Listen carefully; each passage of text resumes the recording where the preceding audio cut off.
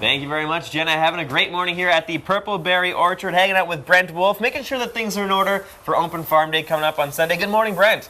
Good morning. The thing that I wanted to talk the most about here was the alpacas. I mean, you're called the Purple Berry Orchard, and I got to have some of the delicious Saskatoon berries and the great pie that your mom made for us. Delicious. Pick one up at Open Farm Day. But let's talk about these guys next to us. These are alpacas. Why do you have alpacas on the farm? What are they used for?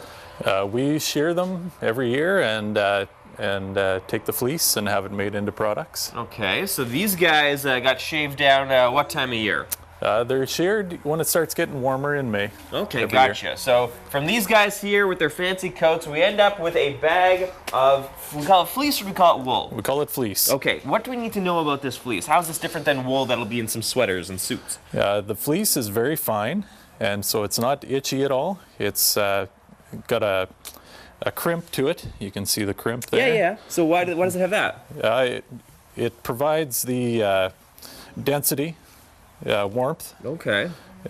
It's graded based on how fine it is. The finer the fleece, the higher the grade. Oh, okay. Interesting. So once we have the fleece all sheared off, then it can be used to make some great products here. So take us on a little bit of a tour. What kinds of things can we actually pick up here that's made with alpaca fleece for Open Farm Day? We've got toques and scarves, very warm for the winter coming.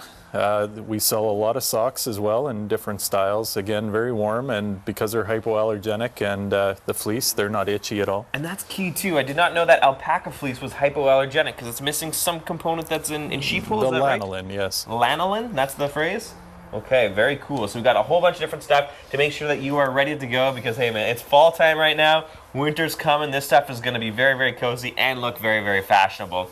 Let's send it back to these guys over here, including this guy that's walking toward us. If we're looking really carefully, we're noticing they've got an interesting smile. You were telling me that with alpacas, you actually have to do some grooming to their teeth. You getting in there with a toothbrush? What's happening?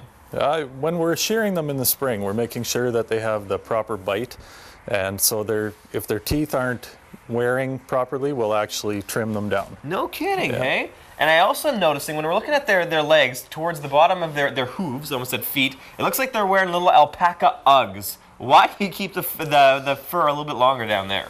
The fleece down there is generally poor quality, full of dirt, and by leaving it on there, it helps protect them from the biting flies. Very cool. Now, these guys seem very gentle, and they're all hanging out together, look like good friends and pretty relaxed. What's the temperament of an alpaca like?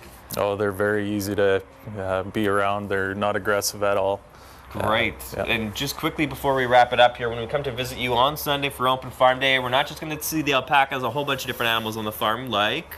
We have the alpacas, baby doll sheep, peacocks, Muscovy ducks. There's some chickens around, miniature horses. Holy smokes, a whole bunch of great things to check out. Brent, thank you very much. Thank you. If you want more information about Open Farm Day and the things that are happening throughout the province at more than 40 farms, you'll find that on the BT website at breakfasttelevision.ca. Right now, I'll send it back to the BT studio.